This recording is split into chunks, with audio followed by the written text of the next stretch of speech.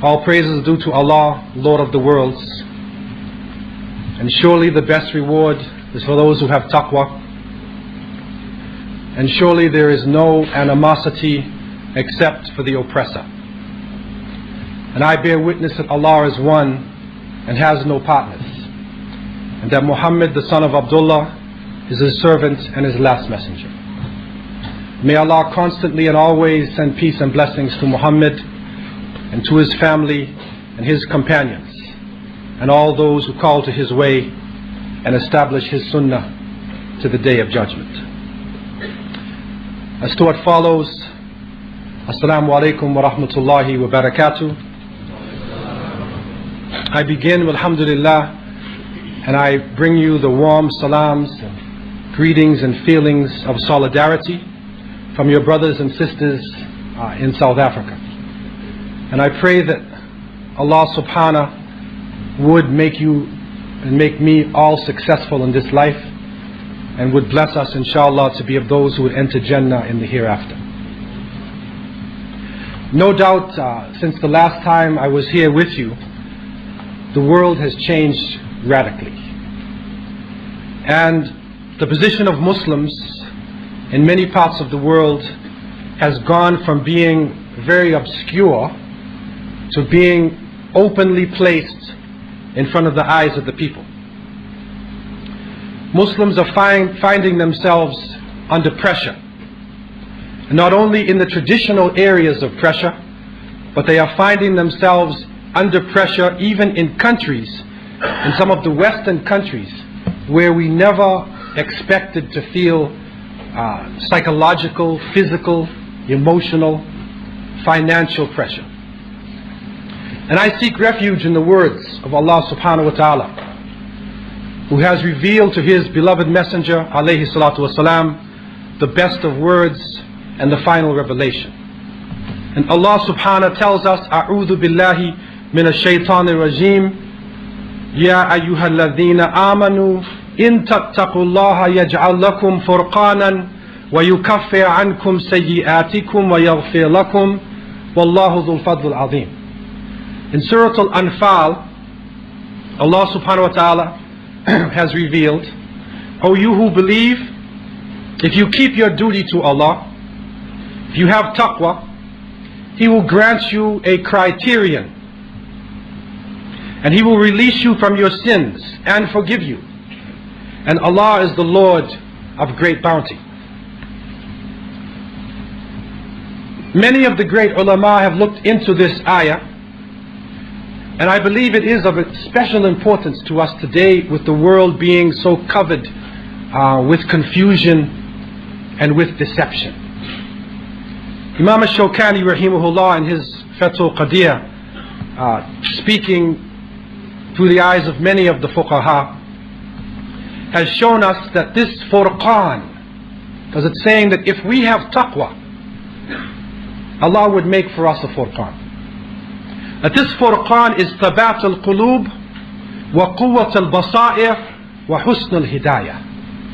That this furqan would give us insha'Allah thabat al-qulub, that Allah would strengthen the hearts, wa quwwat al-basair, that Allah would give us that vision that we need, and that basira that we need, not to look just at superficial things, but to be able to go to the depths of the issues. And that Allah would give us hidayah, the best of guidance. The furqan can also refer to that which separates al-haq min al-batil, that which a criterion that separates the truth from falsehood.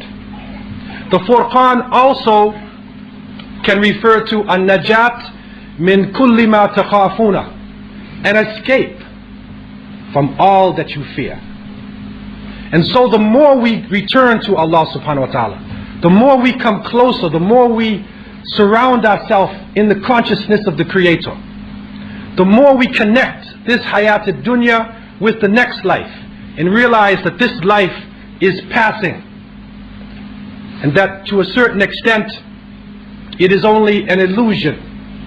The more we can come to this understanding, this will help us to be able to deal with this pressure, to deal with these demons, real or false, that are popping up around us and around Muslims and people of consciousness throughout this planet.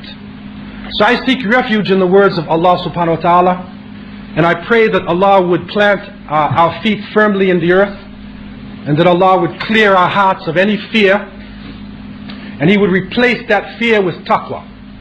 He would replace that fear with the consciousness of Him, so that whatever happens in this world, that as long as we know we have pleased Allah subhanahu wa ta'ala, that inshallah we would be satisfied with the qadr of Allah in however it falls.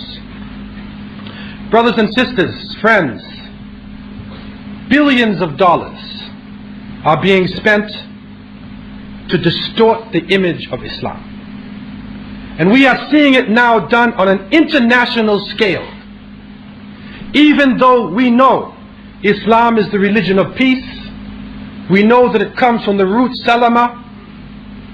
It is seeking peace through submission to the will of Allah. We know that Islam is the way of all of the anbiya, of all of the prophets. That Allah sent prophets and messengers to every nation, to every tribe. That this understanding of not submitting to material things, not submitting to desires, this has been shared by people throughout the planet. And it is through this way that human beings found peace. That human beings found a way to relate to each other than through racialism, or through tribalism, or through class struggle and class differences. That this way of Tawheed, this way of the oneness of God, when it comes into the hearts, is even greater than police forces. There is no security higher than the security of the hearts. And if the hearts of human beings are brought close, and we understand our relationship with the Creator of the heavens and the earth, then there would be no need for secret police. There would be no need for these task forces that are put together in order to control people. But Allah knows best that there are people who do not want this, who have another agenda. And so millions and billions are being spent through the airwaves, in the media, in the educational systems, to try to distort the image of Islam. And while this negative image is being carried out and shown for Muslims, horrific crimes are coming about in our community. And we have seen horrific scenes coming out of Bosnia-Herzegovina, horrific scenes from Kosovo and Chechnya. And now we are seeing murder on a wide scale happening in India. Terrible murders without justice in the land. And we are now witnessing, and the whole human population witnesses Janine, and witnesses naked aggression, and people being killed and crushed and bleeding to death in front of the media. And the information is beamed around the world, and yet people are not responding. And it is not all the time because of the size of the army in any of the illegal materialist states, but in many cases there is a type of deception. There is something happening in the human family where individuals have the capability of creating illusions, of deluding people, so that even when they see what is true, they can't believe it, or they're not sure whether it's true or not true. And so we need to ask ourselves and ask the world and try to analyze what is going on. What did we do as a nation? Because we pray? Because we believe in one God? Because we fast? Because we don't want to judge people based on their color? Is this the reason why they are trying to punish us? We have to analyze this, to try to understand what is going around us, and to begin to look at issues not just from the superficial side, but to go deeper into issues and try to understand the symbols and the signs and the groupings of people who are having profound influences upon the human family.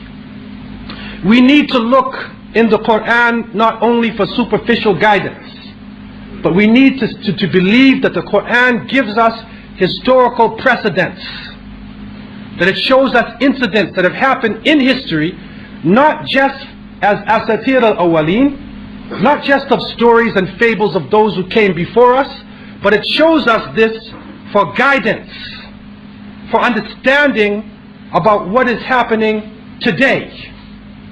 And we need to begin to look at these incidents that have happened, to study what happened to the Anbiya alayhimus salam, and to try to see how it relates to us in our own lives.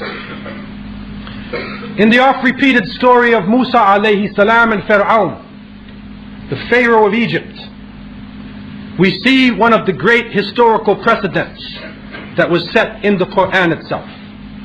And when Bani Israel started to get powerful, and the information of Musa alayhi salam came to the upper class ruling councils within Egypt, they came to the Pharaoh.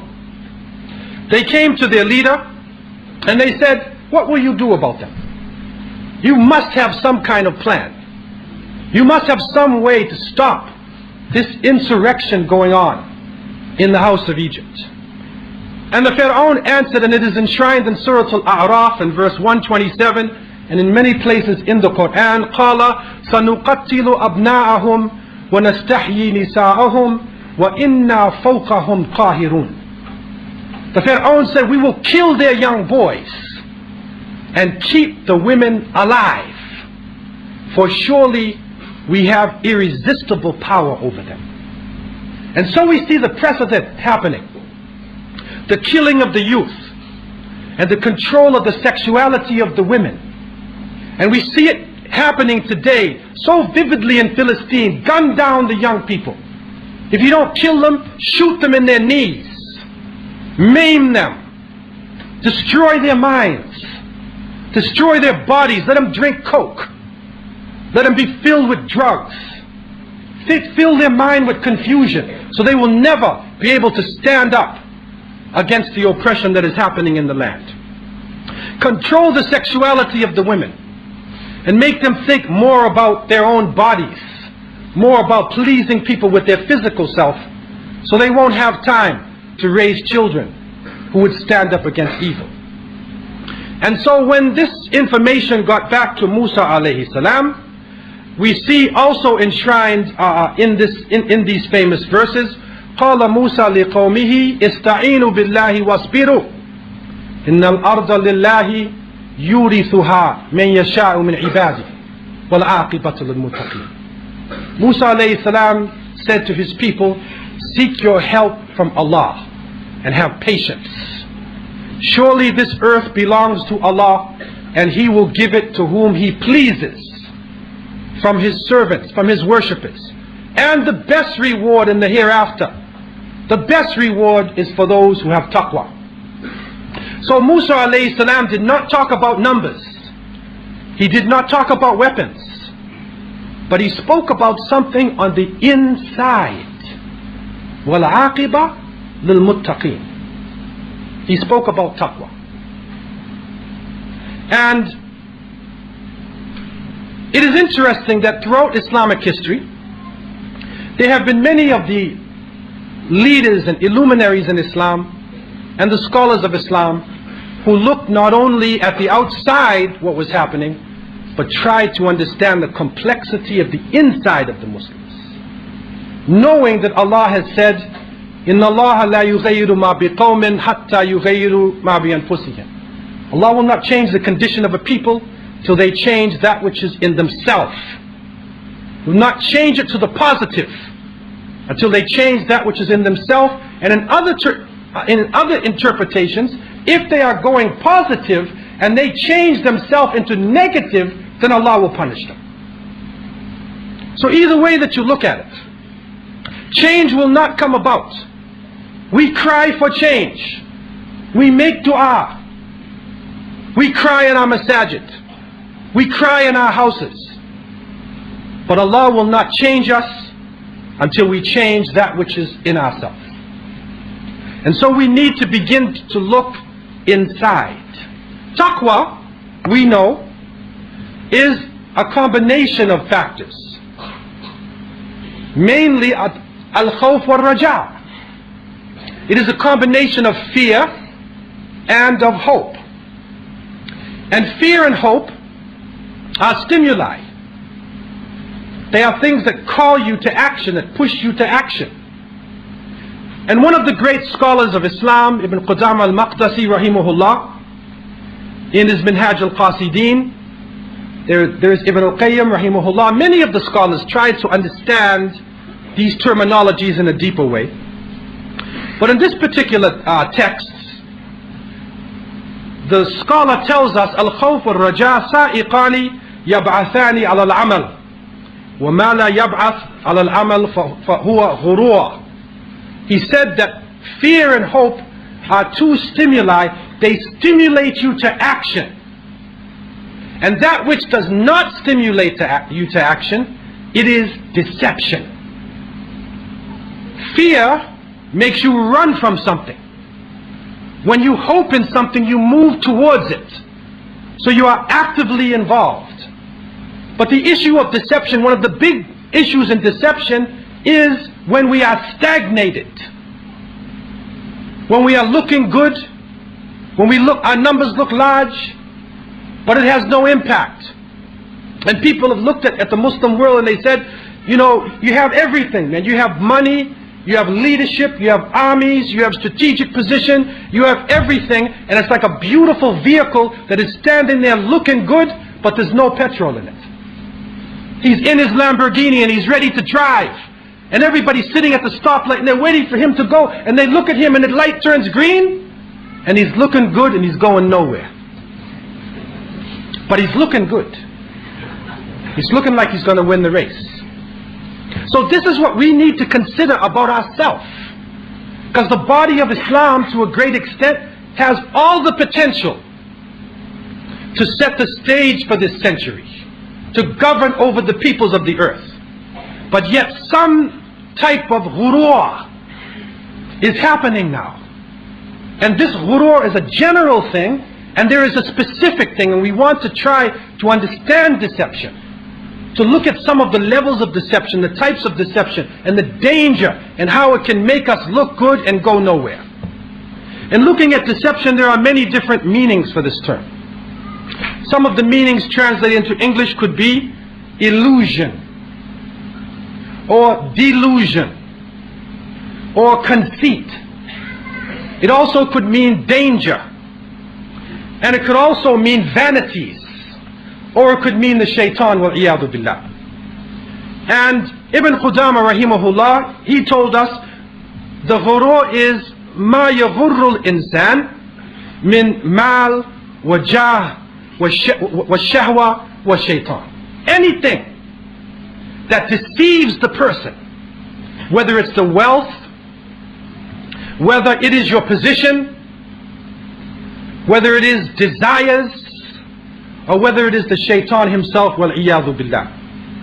And you will see ghurur coming in many forms in the Quran itself. In Ali Imran we see in part of the ayah it says وَمَا الْحَيَاةِ الدُّنْيَا إِلَّا مَتَاعُ الْغُرُورِ, that the life of this world is nothing but material deception. Allah tells us وَمَا يَعِدُهُمُ الشَّيْطَانِ إِلَّا غُرُورًا, and that the shaitan promises them nothing but deception. It's an illusion. Here today, and it's gone tomorrow. And you see many different verses dealing with this. And the general form of ghurur we see being carried out within the Western society, which now through globalization has influenced people all throughout the planet. And we see people being caught up with the hayat ad-dunya, struggling for wealth, struggling back and forth. And even this deception of wealth, this danger of wealth, is in the Muslim world. And it may be one of the biggest fitnas that we face today. And the Prophet ﷺ has told us clearly, Inna likulli umma fitna wa fitna tu hadhihi al-umma al-mal. Every nation has a trial, has a temptation, and the trial and temptation of this nation is wealth. But the general form of ghurur we need to try to understand. So there is a form of ghurur that happens to people, and it is really carried out. You really see an extreme version of this that comes about with casinos and with gambling. Because this is where you see the raw nature of people coming out. That greed and that desire to win something that is an illusion. And 99.9% of them are losing all of their money. But they keep going back thinking that they're going to win. And some foolish Muslims, they think they're going to win too. One Muslim even came to me and he won. He actually won, I don't know, about $20,000 or something like that. And he came and said, Brother Abdullah, please, let me have a fatwa, brother. I mean, I'll pay my zakat. I'll pay my zakat. I can't give you a fatwa, man. If you win something in the lotto, if you win something by gambling, it's haram. And I can't give you a fatwa for this, man. But this ghurur we saw carried out in Canada. A young woman won in the lottery, the Ontario lottery. She won $21 million. Now imagine that. $21 million she won. Overnight she's a millionaire. But she came on television that night with her father. The father had some wisdom. And he said, may God help us. May God help us. The next day, they were frantically calling the family. They wanted to marry the girl. They wanted to move in next door to the house. They started threatening their lives. And so he had to take his daughter and hide, change their identity, and go underground. So the money that was supposed to free them put them in prison. وَمَا الْحَيَاةِ الدُّنْيَا إِلَّا مَتَاعُ الْغُرُورِ. It's material deception. In Britain, I remember a man won about 20 million British pounds in the lottery. And the whole of the country stood still. He's in paradise, man. He's in heaven. He has everything that he wants. And then his nafs took over, his nafs al-amara bisu. And they described, it's a real thing, it was an article. He started eating food. He started importing food and eating food and eating food until he gained weight and became about 310 pounds and he dropped dead. وَمَا الْحَيَاةِ الدُّنْيَا إِلَّا مَتَاعُ الْغُرُورِ. So the money that was supposed to give him life took his life. It's a deception. You think the money is liberating you, but it's not liberating you. You don't get something for nothing. It's a deception though, and it's put out in front of the people. So the people live with this dream, and they continue to play the lottery, they continue to gamble, thinking that they will be successful. But what is interesting for us tonight is not just the general form of this deception. We want to go to the specific with the Muslims.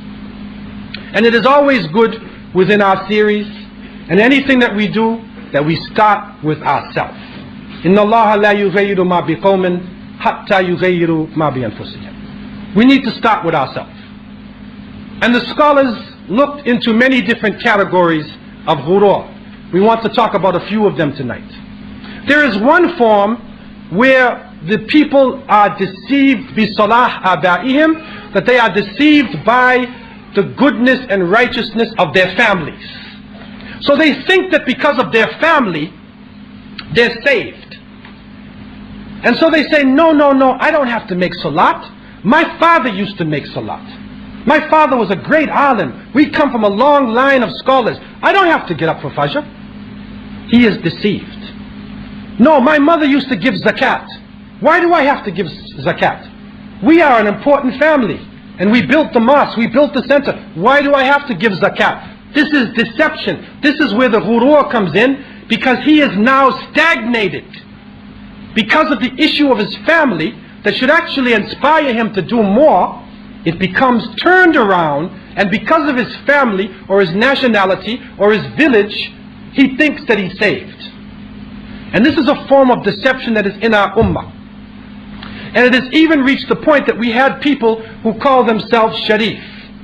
And we have great respect for the family of the Prophet alayhi salatu wasalam. But some people are running around playing like they are noblemen or they are sayyids, and they think they can do anything because they have that name. Even some of the rulers of our country, some corrupt tyrants who have ruled our countries, claim to be from the family of the Prophet sallallahu alaihi wasallam. But your blood alone is not enough. Because if it was enough, then let us look back at the time of Noah alayhi salam. Look at the son of Noah alayhi salam, who drowned with the other people. Look at the wife of Lut alayhi salam. Look at many of the Anbiya, and you will see that some of their parents, even though they were prophets, some of their parents are in hellfire. And if you look at Banu Hashim, you will see that Abu Lahab, the father of the flames, is Hashimi. He has the royal blood, but he is burning in hell. And his name will be now on the lips of Muslims to the day of judgment, even though he's Sharif, if you want to go by blood. And so the family is one way that a person could be confused. Another form of ghurur also comes in when the person the Muslim has hasanat and sayyi'at. He has ta'at and ma'asi. So he has good deeds and he thinks, well, I have a lot of good deeds. So even though his bad deeds might be more than the good deeds, he is deceived by the shaitan, wal-iyadu billah. He is deceived and he thinks that because he has these good deeds, he doesn't have to worry about the other ones. He doesn't need to make tawbah. Or he'll wait 30 years and then he'll make his tawbah. He is being deceived.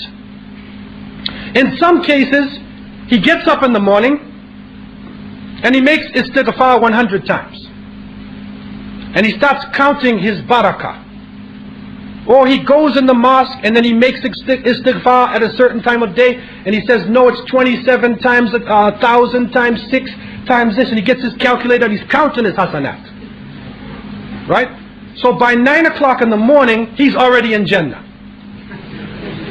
The rest of the day, he's cursing, he's backbiting, he's scandalizing, he's calling the imam names and trying to scandalize this organization and talk about that organization. But he thinks that because he made istighfar 100 times, that he's free, he's saved. He is deceived.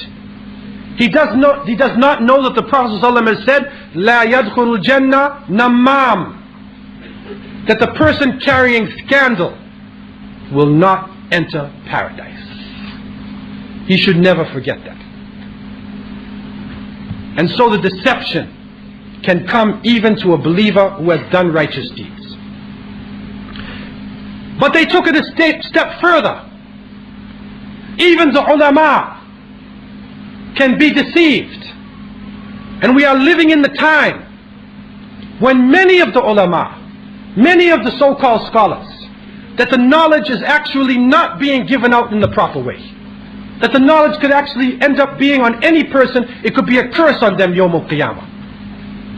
And so the scholar can also be deceived, as we have found from the great scholars, when the scholar, he knows about ghurur. He can tell you the ayah. He can explain it to you.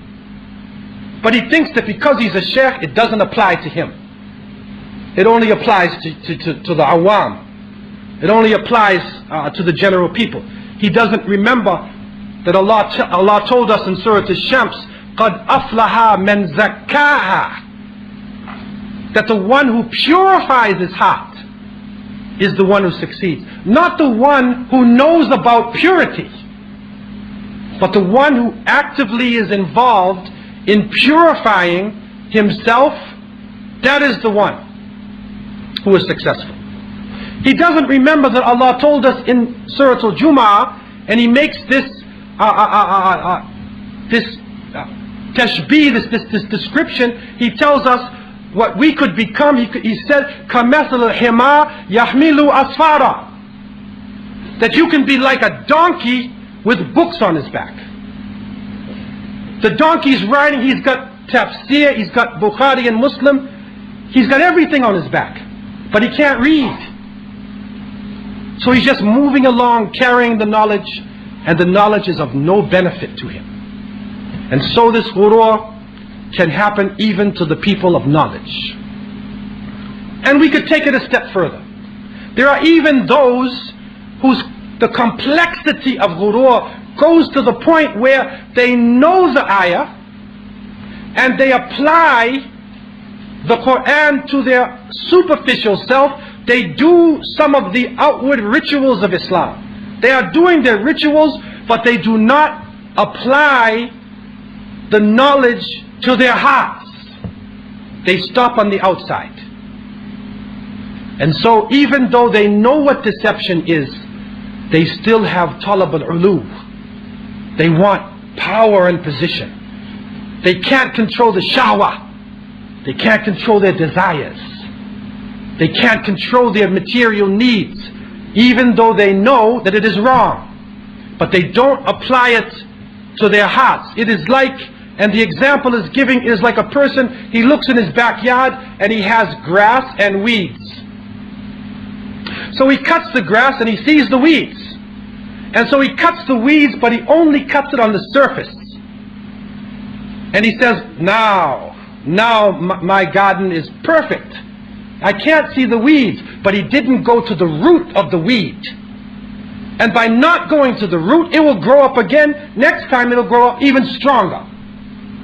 So he needs to go to the root of the issue, right down to the heart.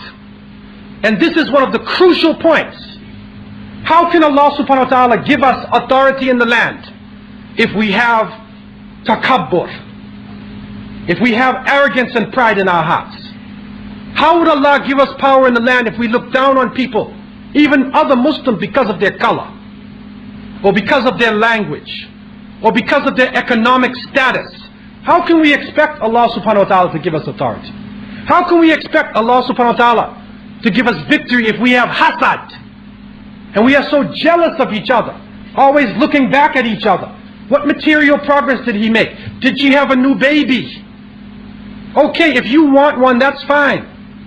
But if you hate the fact that another Muslim has a baby, or another Muslim has a new car, or they made some progress, the masjid has a new carpet in it, if you hate that, then the hasad destroys everything. And so we could be fasting, we could be praying, we could be going to Hajj, paying zakat. And as the Prophet ﷺ said, إِيَّاكُمْ وَالْحَسَدْ فَإِنَّ الْحَسَدَ يَأْكُلْ حَسَنَاتِ كَمَا تَأْكُلُ النَّارُ الْحَطَبِ. Beware of jealousy and envy. It eats up your good deeds like a fire eats up firewood.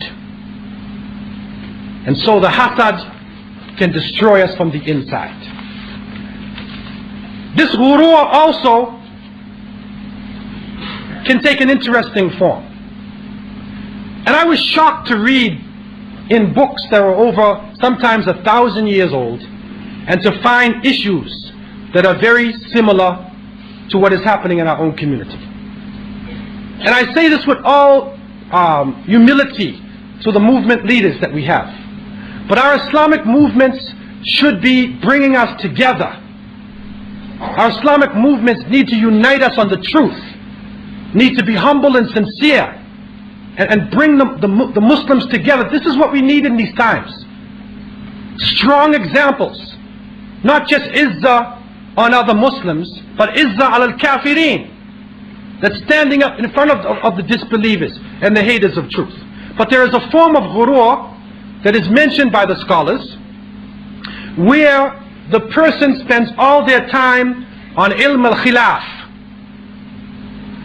that he gets the books of fiqh, he gets the books of aqidah, and he only studies the differences between this scholar and that scholar. So he becomes a master in showing you the differences between that and that, and he can actually point out a difference and tell you 10 daleels for this thing. He can tell you the opinion of that, and he can't even make salat right. But ilm al-khilaf.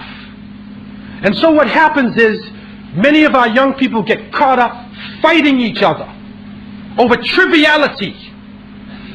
Now there are some points which are very important, But the difference of opinion should not make you hate another Muslim.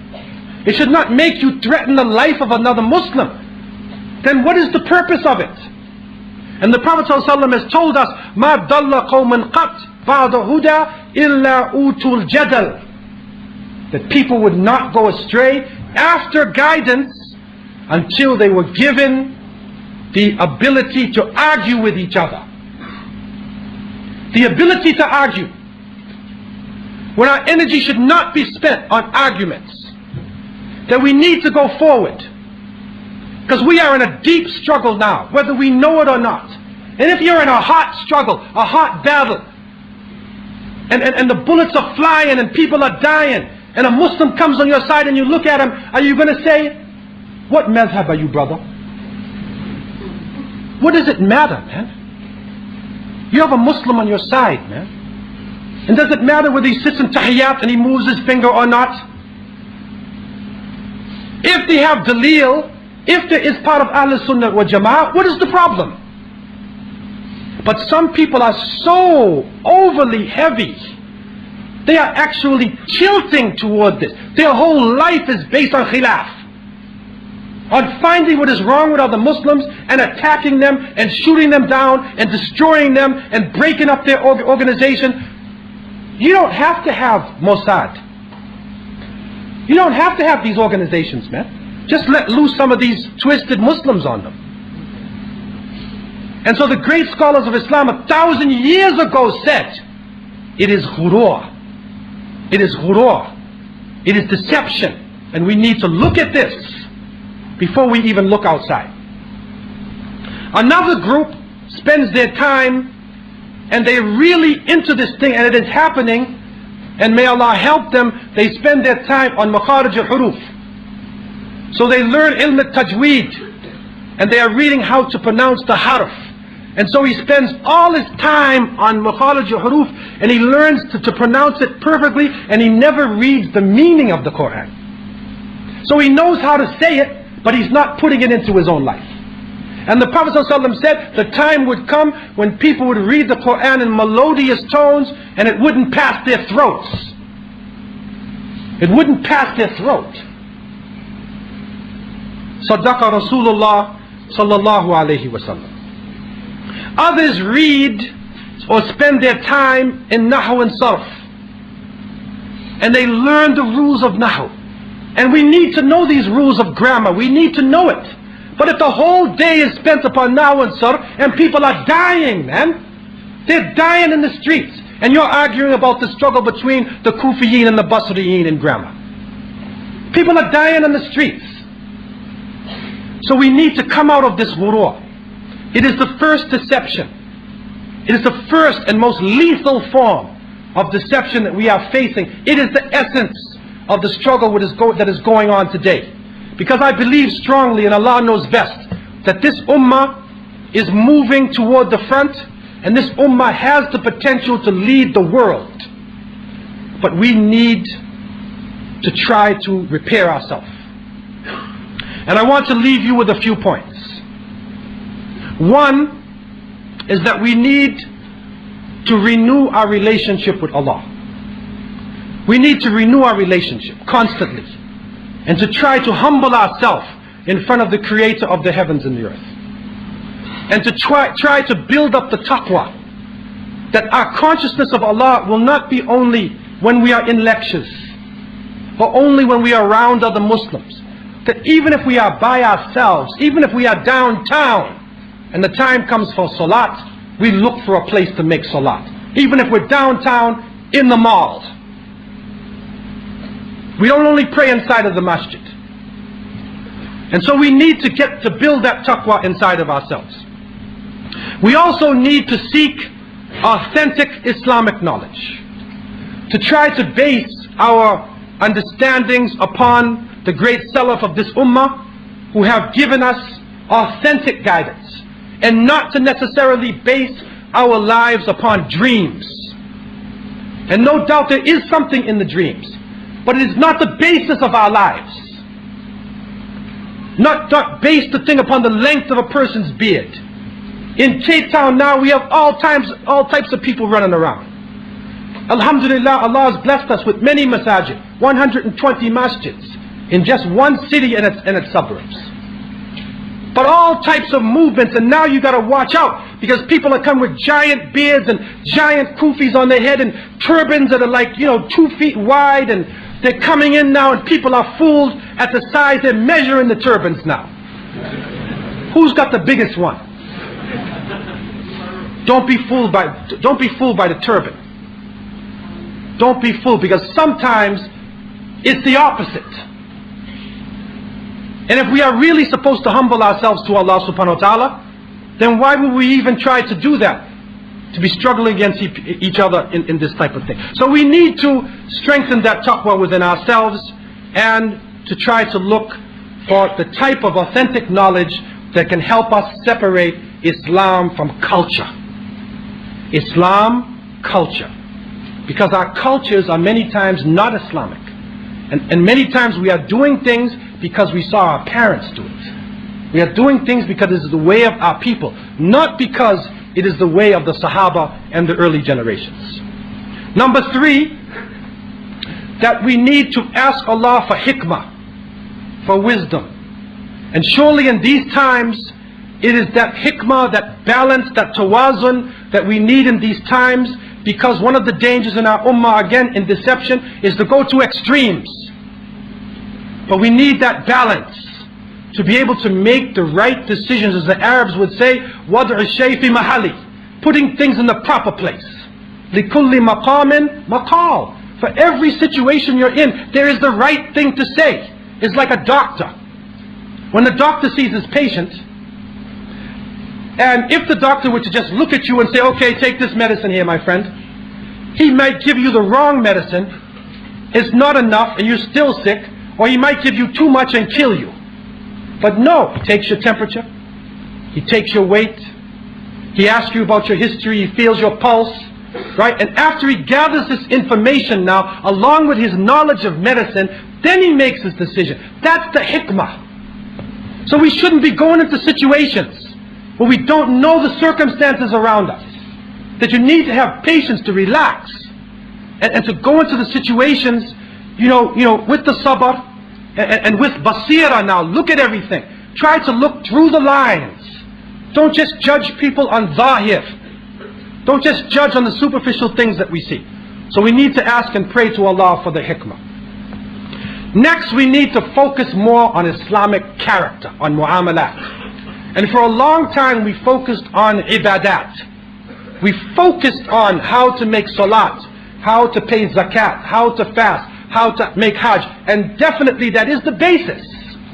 But now there is a great need for Islamic character. Because we are under the spotlight. And you'll be surprised to know that even though in America, where it seems to be so bad for Muslims, in New York City, right, New York City itself, in many parts of America, you can't get a copy of the Quran. You cannot get a copy. Every single English copy has been sold out. In Brazil, I received message, every Portuguese translation of the Quran in Brazil has been sold out. Everybody wants to read this book. So out of this evil, out of this action, which I don't believe that any of us did, and Allah knows best who did it, and I do not feel that it is a victory for Islam. It is a terrible action that was done, and thousands of Muslims might have died in those flames. But out of that evil that went on that day, Allah is bringing us closer to where we need to be. And maybe we need to have some pressure on us. Maybe life has become too easy for us. So we need to study the character of the Prophet ﷺ. He told us, بُعِثْتُ لِأُتَمِّمَ مَكَارِمَ الْأَخْلَاقِ. I have been sent to complete the best of character. So you need to look at our character, man. We can't fast in the month of Ramadan, and as soon as Shawwal comes, you start swearing. A person goes to Hajj and comes back to his shop, and then he raises the prices on people. He cheats people after he just made Hajj. Then why did he make Hajj?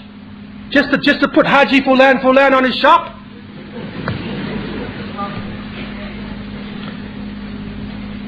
Number 5, we need to strive for unity. How many times has Allah told us, وَاعْتَصِمُوا بِحَبْلِ اللَّهِ جَمِيعًا وَلَا تَفَرَّقُوا. Ordered us to hold on to the rope of Allah together. Don't be divided. How many places we've been told this? So we need to work for unity. In the same way that many Jamaats work for disunity. Work to show khilaf. We need to now do work to come together with other Muslims. And to love and appreciate the people of the Qibla. And the great fuqaha of Islam, if they had a difference of opinion with each other, they would give nasiha politely, and they would make dua for that person. They would make dua for the person, and not curse the person and scandalize their name. So we need to work towards seeking this unity in the ranks of the believers. Number 6, we need to have a positive approach. A positive approach, not a negative approach. It seems difficult, no doubt. And in the battle of the Khandaq, you can recall that the armies of the Ahzab were coming from Mecca to surround the Muslims, to destroy the Muslims. And they were digging a trench. And they came to a stone, they couldn't break it. They asked Rasulullah ﷺ, and he came and he hit the stone, and he saw a flash, and he said, I see the empires of Persia opening up. The empires of Rome are opening up. And imagine they're saying like, empires of Rome and Persia. We'll be about to be attacked by almost 20,000 wild Bedouins. But see how positive he was? In the most difficult circumstances, the greater picture, the ultimate goal, and not just caught up on the pain of the present. So we need to have a positive approach. As the Prophet ﷺ would say, يَسِّرُوا وَلَا تُعَسِّرُوا بَشِّرُوا وَلَا تُنَفِّرُوا. Make things easy, don't make it difficult. Call people to Islam. Don't drive them away. And lastly, I believe that now is the time that we need to go public. Not to hide. That we need to come out in the schools, in the universities, in any possible way, and explain the beautiful aspects of Islam. And distance Islam from any confusion coming out of our ummah. Distance Islam and show the lies that are coming out of Hollywood and the lies that are coming on the media. Because surely the ultimate goal is Allah, and surely Allah is the one who will decide who will rule this earth. As Musa alayhi salam said very clearly, Ista'inu billahi wasbiru innal arda lillahi yurithuha man yasha'u min ibadi. Seek your help from Allah and have patience. Surely this earth belongs to Allah, and He will give it to whom He pleases from His servants, His worshippers, and the best reward is for those who have taqwa.